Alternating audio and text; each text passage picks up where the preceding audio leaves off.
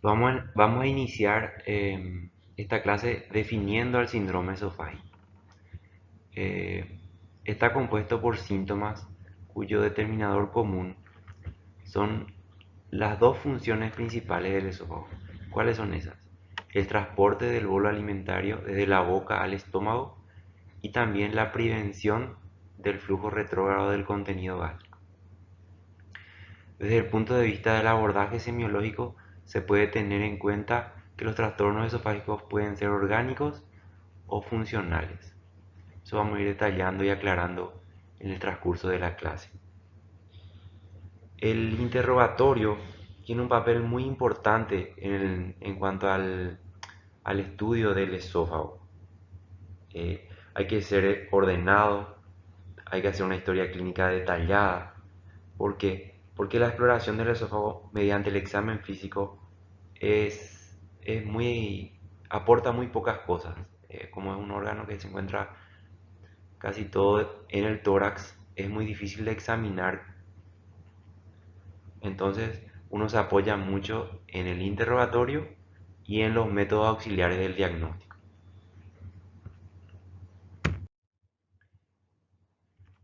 Vamos a mencionar los principales motivos de consulta en las afecciones del esófago. Eh, en la parte del interrogatorio, en los datos de filiación, la edad tiene una importancia por la posibilidad de la aparición de ciertas patologías. En cuanto sé que nos concentramos mucho en los adultos, pero también van a presentarse niños. Entonces, en los niños pueden pensar, sobre todo en los recién nacidos, en los neonatos, en atresia, malformaciones, fístulas traqueosofágicas y, y en los niños también muchas veces se puede presentar la ingesta de cuerpos extraños. Tragan monedas, pilas, eso también puede producir disfagia.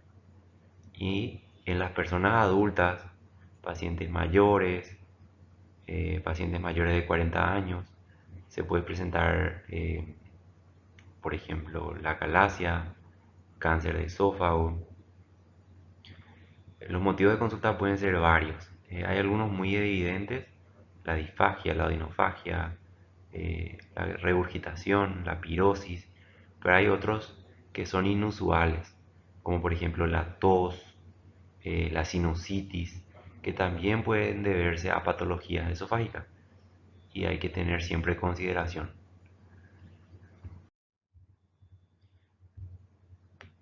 La disfagia. Eh, ¿Cómo se define la disfagia? Es la dificultad para la deglución. No confundir con la odinofagia. Es la sensación de cuerpo extraño que dificulta la deglución. Algunos pueden mencionar como ardor, raspado o dolor ligero retroesternal cuando el paciente deglute. Eh, Debe investigarse los síntomas predisfagia e interrogar acerca de la sensación de cuerpo extraño, sobre todo en el momento en que el paciente deglute, ¿sí? Eh, es la percepción del enfermo de que el alimento avanza con dificultad, ¿sí?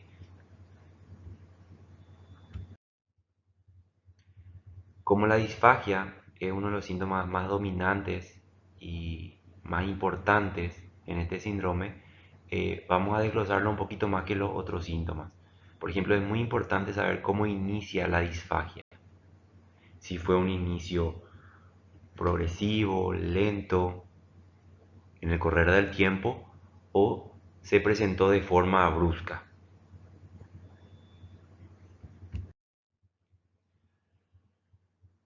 En la bibliografía menciona de que si la disfagia tuvo un inicio brusco, generalmente es infrecuente y está más relacionado con manifestaciones del tipo psiquiátrico y no tanto con algo digestivo.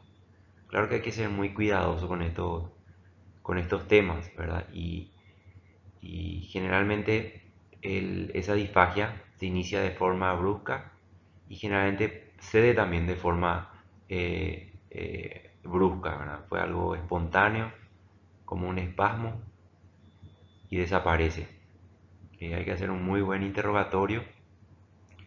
Y igual, siempre sospechar relacionando muchas cosas, ¿verdad? La edad del paciente, eh, para no dejar pasar una neoplasia u otras patologías que vamos a mencionar.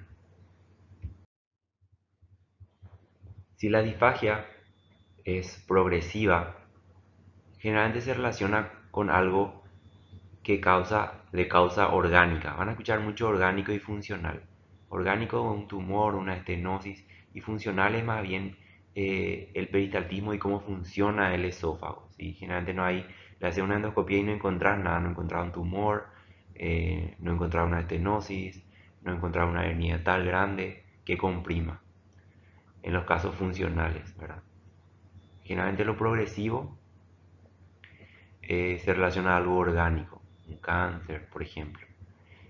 Progresivo se refiere a que al comienzo es a alimentos sólidos, generalmente cosas secas, pan, carne, y que después va progresando a semisólidos. Después el paciente ya solo puede ingerir líquidos y llega un momento al que ya no puede inclusive comer nada.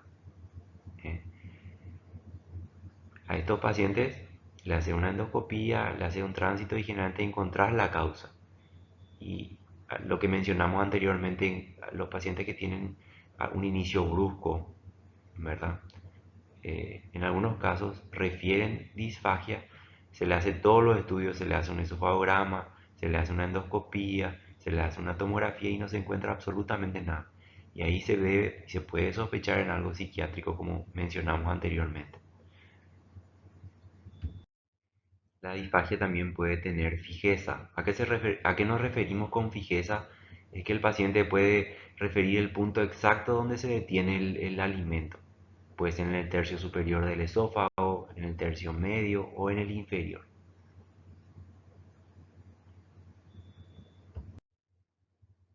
También en la disfagia es importante saber qué alimentos provocan. Por ejemplo, en el caso de los tumores, generalmente así como mencionamos anteriormente, al primero a sólidos, después a semisólidos o pastosos y luego a líquidos. Hay pacientes que van a venir y te van a decir, ¿sabe qué? Yo tengo problemas para tomar los líquidos y no tanto los sólidos. Y ahí uno podría sospechar de algunos problemas funcionales, ¿sí? Y también en otros casos, por ejemplo, pacientes que tienen quemaduras esofágicas por cáusticos, ellos también van a mencionar que tienen dificultad para los líquidos. También hay que descartar, eso ya no pasó, pacientes que tuvieron ACV, pacientes con esclerodermia, que tienen problemas en la parte funcional. Y esos pacientes pueden tener al comienzo la disfagia a líquidos. Cuando el paciente tiene inicialmente dificultad para ingerir líquidos, eh, tiene un nombre especial eso, que se llama disfagia paradojal, para que tengan en cuenta.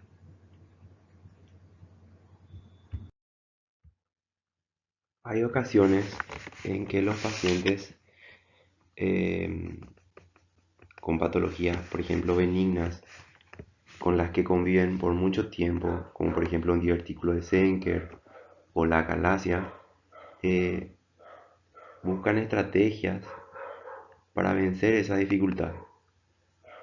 Por ejemplo, hay pacientes que se ponen de costado, hay que comprimen el cuello, hay pacientes que se golpean el pecho para hacer pasar los alimentos, hay personas que después de alimentarse con alimentos sólidos ingieren gran cantidad de agua para vencer la presión del esfínter esofágico y hacer pasar los alimentos. Eh, por ejemplo, pacientes con acalasia, como les dije, y o algún divertículo. Para que entiendan mejor, quería agregarles algunas imágenes del divertículo de Senker, por ejemplo. Es un divertículo que se forma en el tercio superior a nivel cervical y quería mostrarle algunas imágenes también. Por ejemplo, esta es una radiografía con contraste como una pinturita, yo le suelo decir a los pacientes, que el paciente ingiere por la boca y hace visible el saco del divertículo. Este es un poquitito grande, acá hay uno un poquito más pequeño, donde se acumula alimento, y acá pueden ver el resto del esófago. Esos son imágenes radiológicas con contraste. Y esta es la forma en que se ve con el endoscopio. Se puede ver, no sé cuál es la luz en verdad del esófago, ¿verdad? Porque cuando el divertículo es muy grande, el alimento pasa al divertículo, al saco del divertículo, y no a la luz del esófago. Y eso se acumula, se acumula, se acumula.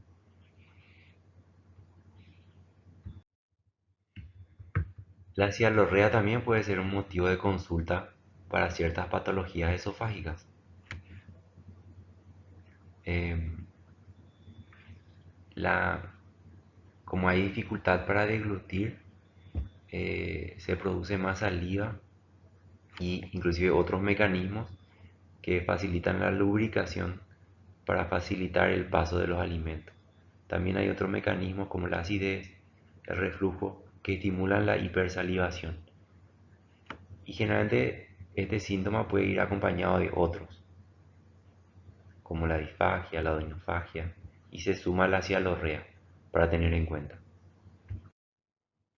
La regurgitación también es un síntoma muy importante, sobre todo cuando hay una obstrucción, una calasia, un tumor, que hace que se acumulen alimentos en el esófago. No confundir con los vómitos. Consiste en la eliminación de alimentos retenidos en el esófago que se juntan también con saliva. Estos alimentos no han sufrido aún la primera etapa de la digestión, lo que ayuda a diferenciar del vómito. ¿Sí? Los vómitos están precedidos de náuseas, ¿sí? Y el paciente hace el esfuerzo para eliminar el contenido gástrico. En la regurgitación, la eliminación es espontánea, sin náuseas, y el paciente expulsa el contenido esofágico sin ningún esfuerzo, ¿sí? Es muy importante diferenciar.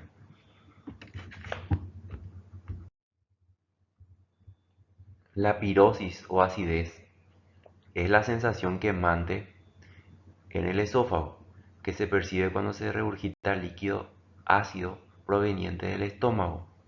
¿En qué pacientes vamos a ver eso? Pacientes con herniatales, en pacientes con incompetencia cardiohiatal, van a referir pirosis. La odinofagia es el dolor al deglutir, ¿sí? No confundan con la disfagia. Es la deglución dolorosa, puede ser una manifestación aislada o pasajera o bien acompañarse de otros síntomas ya mencionados. Se puede ver en el cáncer de esófago, pero también pueden ver en algunos trastornos motores del esófago, por ejemplo, los espasmos esofágicos, el esófago en cascanueces, donde hay una contracción de la musculatura del esófago y eso produce mucho dolor. La tos también hay que pensar en trastornos del esófago cuando el paciente refiere tos crónica.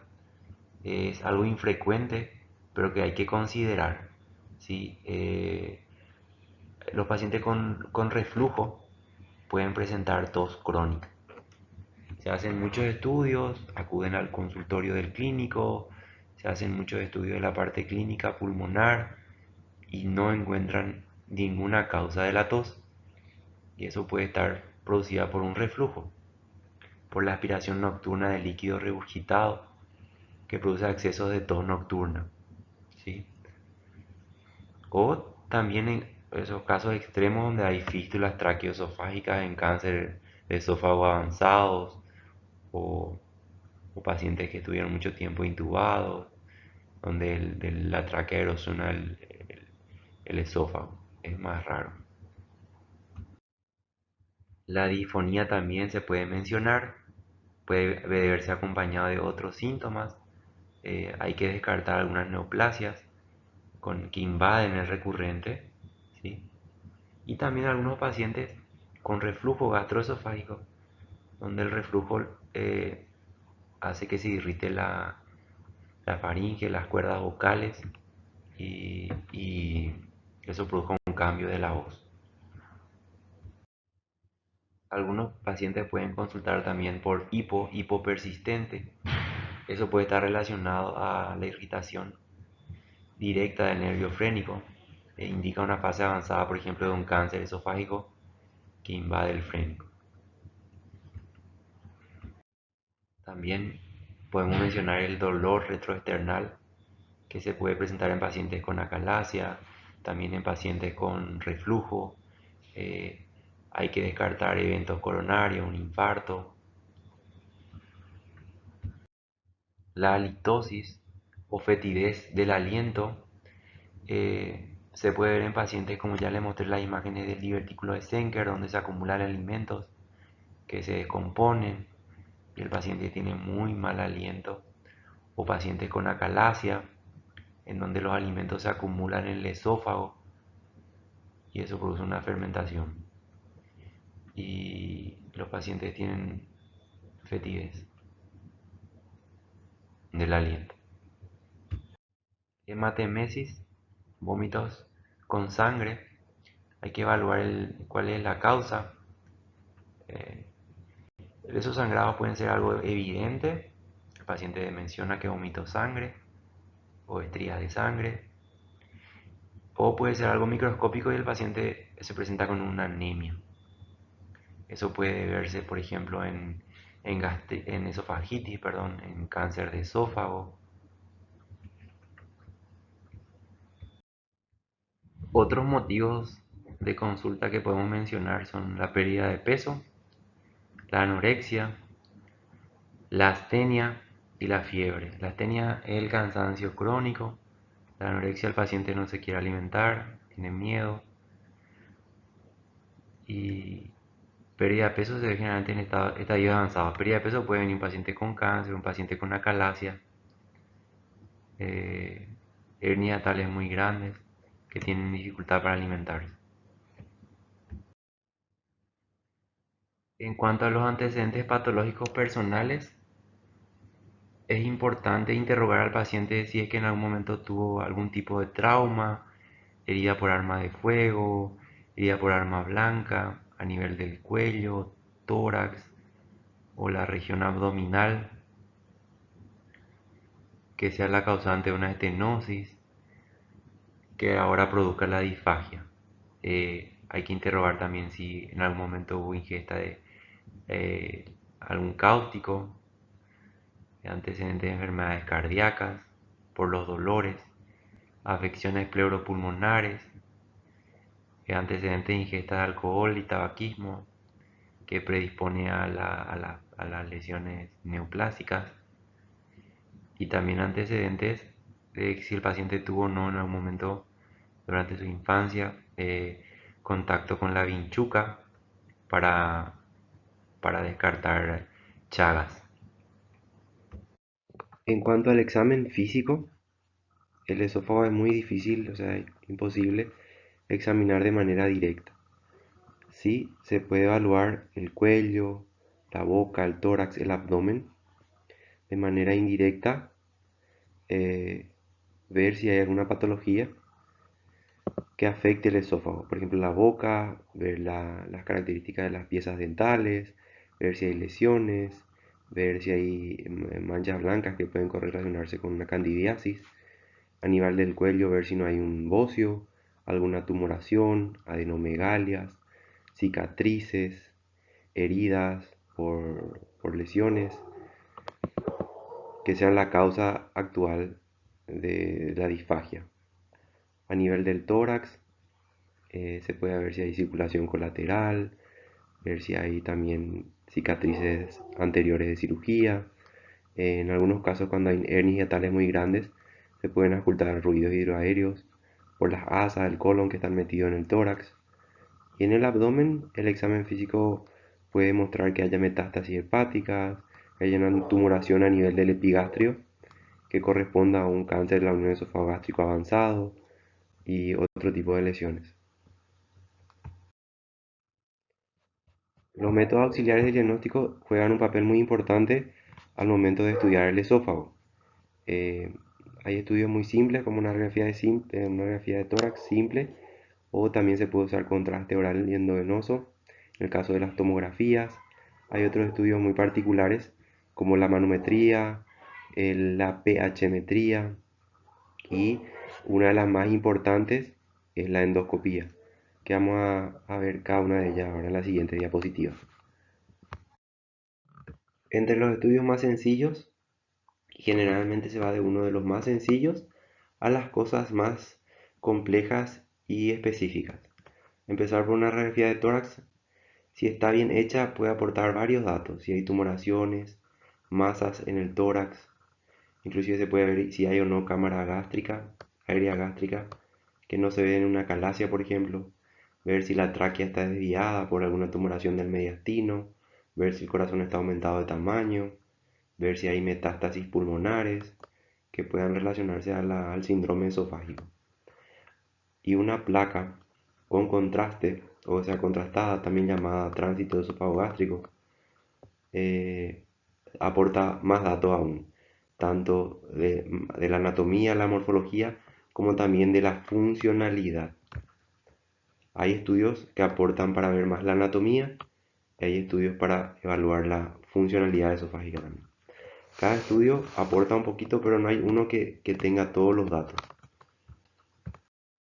Esta es una radiografía simple de tórax en donde se pueden ver, en este caso están resaltadas las estructuras anatómicas del mediastino, pero se pueden ver con mucha claridad la silueta cardíaca, los pulmones, las costillas, la tráquea, el diafragma, el hígado.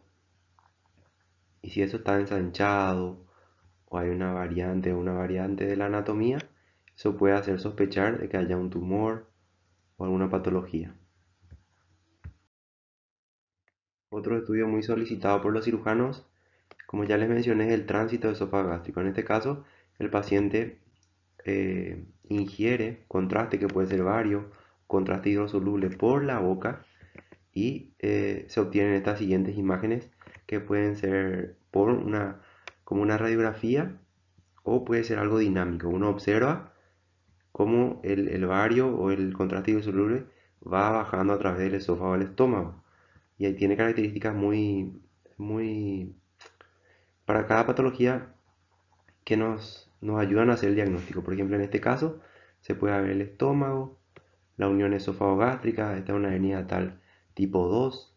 Acá se puede ver el estómago casi en su totalidad en el mediastino. Hay imágenes muy características que hacen el diagnóstico, por ejemplo, esta estrechez a nivel del esfínter esofágico inferior, que es muy característico de la acalasia.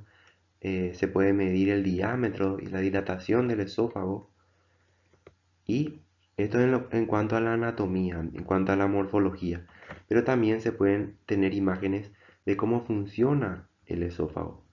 Por ejemplo, pues se pueden ver los espasmos, espasmo difuso, o el también mencionado esófago en cascanueces, donde no hay el peristaltismo está alterado y el paciente tiene dificultad para deglutir, y eso ayuda a hacer el diagnóstico.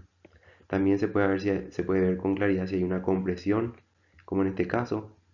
Eso tiene un valor muy importante. Esta gráfica me gustó mucho y le sumé a las diapositivas para que se entienda mejor el tema de las hernias hiatales, que pueden ser de tipo 1, la hernia hiatal por deslizamiento, donde la unión esofagogástrica se encuentra en el tórax y no en el abdomen. Generalmente hay 3 centímetros de esófago abdominal. La de tipo 2, que vieron en, en el esofagograma. La de tipo 3, donde tanto la unión esofagogástrica como el fundus gástrico están en el tórax. Y la de tipo 4. Por ejemplo, el tránsito esofagogástrico va a mostrar que el estómago en su totalidad rotado está dentro del tórax, pero no va a mostrar, por ejemplo, como en este caso, que el colon esté metido ni que el vaso esté metido, ¿verdad? Como ven acá, el vaso está en su lugar. Para eso necesitamos, por ejemplo, una tomografía, que sí va a aportar esos datos. Pero cada estudio aporta ciertas cosas. La endoscopía digestiva alta es uno de los estudios más importantes para estudiar el tubo digestivo superior, ¿verdad? Tanto el esófago como el estómago hasta el duodeno, y es el que más aporta datos en cuanto a las características, si hay lesiones en la mucosa, si hay tumores, eh, también pues, se pueden identificar sangrados, divertículos, compresiones. Y otra cosa que tiene muy importante la endoscopia es que permite hacer biopsias de las lesiones para tener un resultado anatomopatológico, y también permite hacer tratamientos, como por ejemplo hacer dilataciones, colocaciones de endoprótesis, entre otros. Las imágenes que se obtienen con los endoscopios son imágenes muy nítidas, muy claras, donde se pueden ver lesiones muy pequeñas. O sea, tiene un valor muy importante. Acá se ve el procedimiento, se hace con sedación, generalmente un procedimiento ambulatorio, y es uno de los más importantes.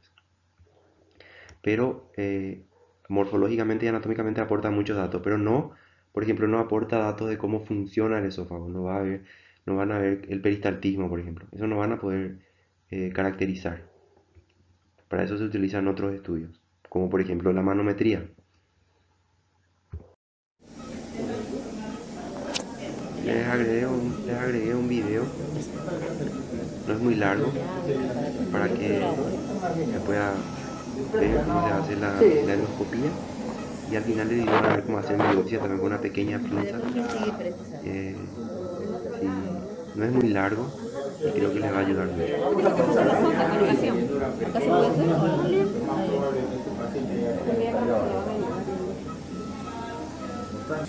Trato de pasar un lápiz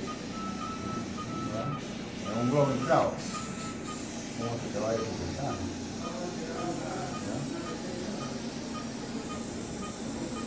Lo tenemos. ¿Qué es esto? ¿Para qué tiene la? No, erosión.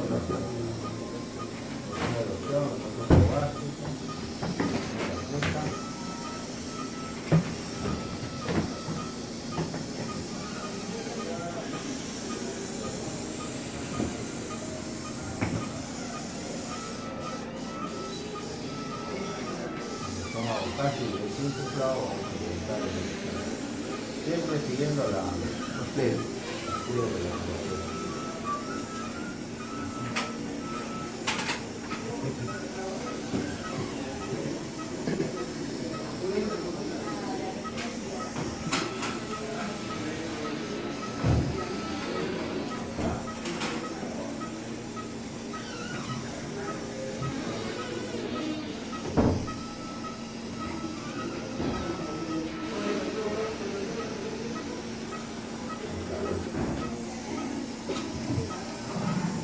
¿Sabes que es un paciente celoso?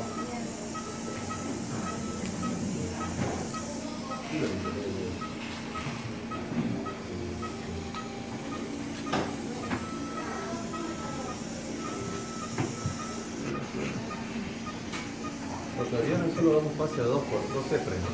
Ah, 2 CEPRES nada más, ¿no? ¿cuándo? Al día. Y dos. Justo lo de CEPRES a las 11 de la mañana, ¿no? Un poco antes, creo, sí, ahí sobre prevención, creo que de manejo. El instante CEPRES.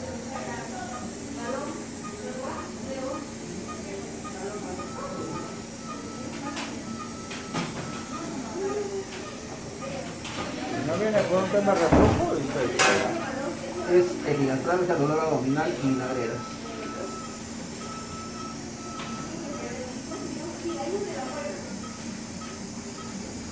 Ingresa y torque, ingresa y torque.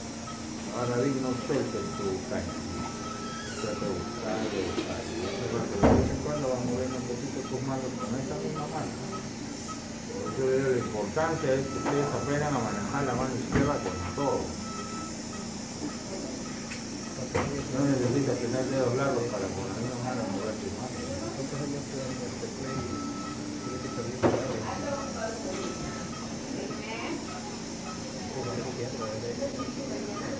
Esos verdes, nada más. Sí.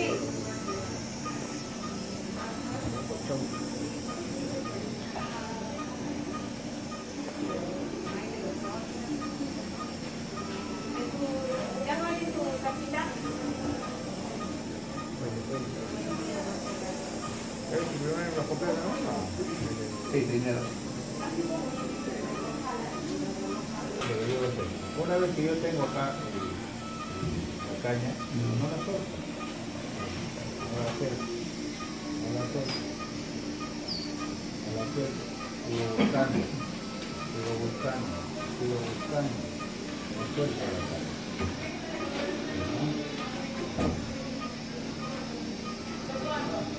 Voy a entrar ahorita.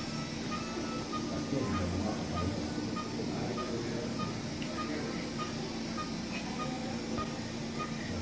no suelto la caña.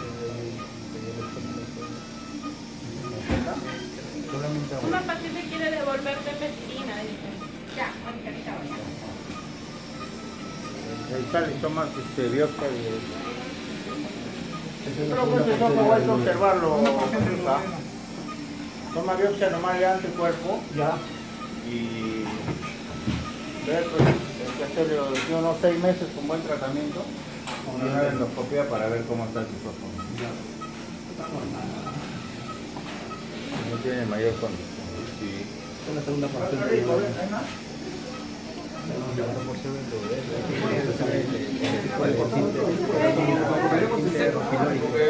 Vamos a comer el seco. Así nomás, lo hacen larga. Parece que es la ampolla.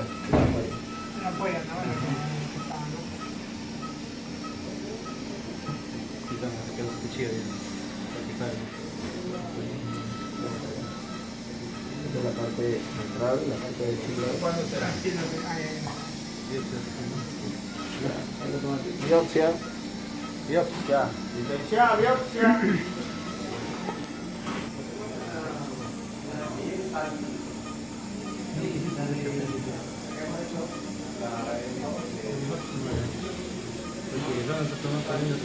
Acá va a pasar la sombra.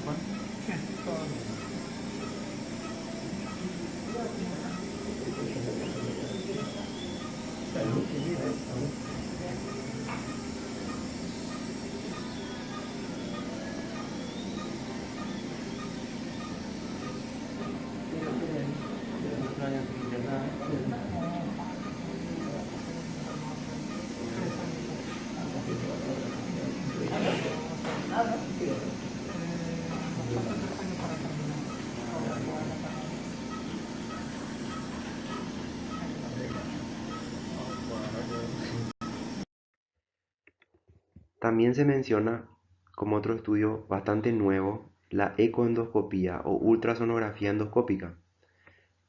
¿En qué consiste el endoscopio? El que vieron anteriormente tiene un ecógrafo en la punta. ¿Y qué datos aporta? ¿Cuándo se pide? La ecoendoscopía se pide para saber, en el caso por ejemplo de una lesión en la mucosa, cuánto penetra esa lesión. Ningún estudio, ni la tomografía, ni la endoscopía. La tomografía en el caso de que sea una lesión muy grande sí, se hace evidente y se ve que llega hasta la aorta, por ejemplo, o que invade los bronquios. Pero en lesiones pequeñas, ¿y qué valor tiene? En que En los pacientes con un cáncer de esófago avanzado, se le hace primero quimio y radioterapia para disminuir el estadio y después operarle al paciente. En el caso de que sea una lesión incipiente, pequeña, nueva, se hace primero cirugía. Y para distinguir esos pequeños, o sea, cuánto penetra el tumor en la pared del esófago, se utiliza el ecoendoscopio. Solo él puede definirte con claridad si invade la mucosa, la submucosa, cuánto invade el plano muscular. Y también permite hacer biopsias de lesiones que están cerca del esófago pero que no se ven de manera directa. Y permite hacer punciones o ganglios, por ejemplo.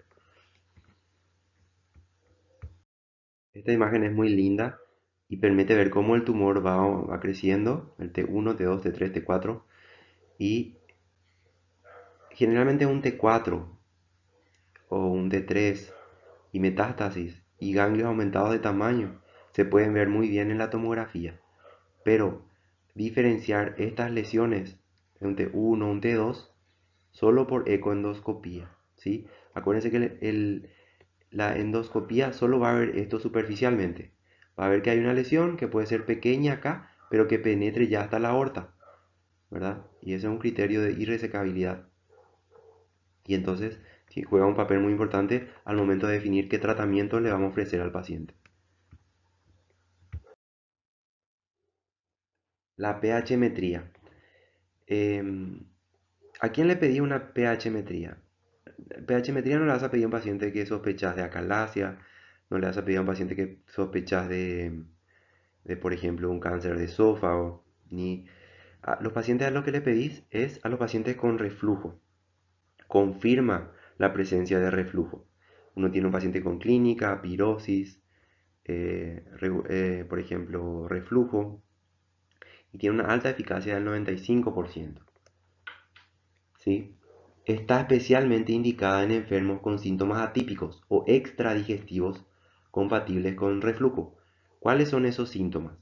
Por ejemplo, un paciente que tiene pérdida del esmalte dental, tiene laringitis, ronquera, difonía, afonía, faringitis a repetición, bronquitis crónica, tos crónica, asma bronquial, neumonías recurrentes, fibrosis pulmonar.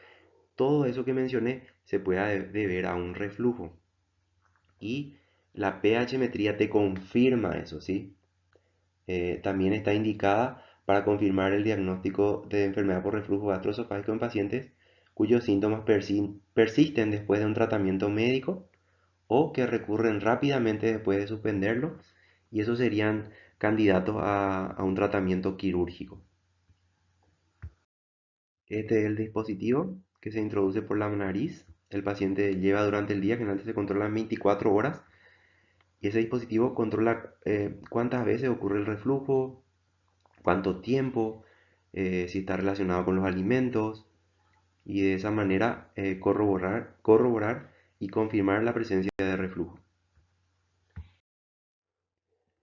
La manometría es un estudio que permite evaluar la funcionalidad del, del esófago. Entonces se le pide, por ejemplo, a pacientes con acalasia, problemas funcionales del esófago, espasmo, esófago en cascanueces. A esos pacientes se les pide una manometría. No permite evaluar lesiones orgánicas, ¿sí? Eh, por ejemplo, en la acalasia tiene un valor muy importante. Permite el diagnóstico preciso de la acalasia mediante hallazgos de las alteraciones motoras responsables de la fisiopatología. Por ejemplo, a nivel del esfínter esofágico inferior se detecta una presión superior a lo normal y no existe relajación o está insuficiente al momento de deglutir los alimentos. Para entender mejor también le agregué imágenes. Este es el dispositivo que tiene sensores y se le pide al paciente que ingiera alimentos líquidos, sólidos, y se ve cómo se comportan las contracciones. Hay una gráfica, demuestra el aumento de presión, como es lo normal, cuáles son los casos patológicos y hacer el diagnóstico de problemas funcionales. Según los patrones manométricos, hay una clasificación manométrica, es la clasificación de Chicago, donde se clasifican los tipo 1, tipo 2, tipo 3, y dependiendo de sus características, se evalúa también qué tratamiento es al que responden mejor. Esto es muy importante. No confundir, por ejemplo, porque van a haber acalacias tipo 1, tipo 2, tipo 3, no confundir con las imágenes radiológicas, que también hay una clasificación, pero que dependen del diámetro. Esta clasificación es bastante nueva, esta que le estoy mencionando. La tomografía axial computarizada puede ser una tomografía simple o puede ser una tomografía con contraste oral y endovenoso. Generalmente se pide una tomografía axial, una TAC de tórax y abdomen o cráneo cervical, tórax y abdomen para evaluar. Sobre todo la parte anatómica y la parte morfológica. Tiene un valor muy importante, sobre todo en las lesiones neoplásicas, en los tumores y también es importante en lesiones benignas, por ejemplo, hernias hiatales de gran tamaño, eh, esófagos o megaesófagos muy dilatados para ver la relación del esófago con otros órganos. Acá pueden ver imágenes tomográficas. Esto sería una placa simple, donde se puede ver el esófago, perdón, el mediastino ensanchado por un megaesófago. Estas son imágenes ya tomográficas. Se ve el esófago muy dilatado con contenido de alimentos, la tráquea, el callado de la aorta, se ve la relación con otros órganos. Esto es el caso de una patología benigna, ¿verdad? Pero en el caso de una neoplasia, o sea, un cáncer de esófago, de tercio superior, medio e inferior, se puede ver el tamaño del tumor, ver qué relación tiene el esófago con otras estructuras anatómicas, por ejemplo la aorta, los bronquios. En este caso el esófago está con un poquito de aire adentro, pero generalmente no tiene ni aire. O sea, una estructura muy pequeña en el medio del mediastino. Acceder también al esófago es bastante complicado. Se puede hacer de manera transhiatal o transtorácica. Entonces las imágenes de la tomografía son muy importantes, pero hablan de la anatomía y la morfología. Por ejemplo, no te puede mostrar cómo funciona, no va a mostrar la funcionalidad. Para eso hay otros estudios que son muy específicos, como por ejemplo la manometría o el tránsito esofágico-gástrico. Les agradezco su atención y espero que sea de mucha ayuda esta clase.